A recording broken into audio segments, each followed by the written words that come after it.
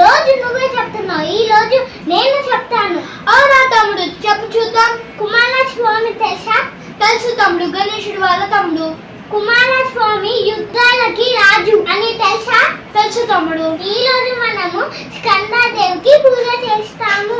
స్కందాదేవి కుమారస్వామికి తల్లి. స్కందాదేవి ఎంత పవర్ఫుల్ అర్థమవుతుంది కదా. నీకు చాలా విషయాలు తెలుసు తమ్ముడు. కుమారస్వామి ఇంకో పేరు స్కందదేవుడు. అందుకే ఈ రూపానికి స్కందమాత అంటాము. స్కందమాత ఒడిలో బాలస్కందుడు కూర్చొని ఉంటాడు. స్కందమాత 4 చేతులతో లాయన్ పైన కూర్చొని ఉంటుంది. అవునా తమ్ముడు, నీకు ఇన్ని విషయాలు తెలుసా? గ్రేట్. మన ప్రసాదం ఏమేమి పడతారు చెప్పు చూద్దాం.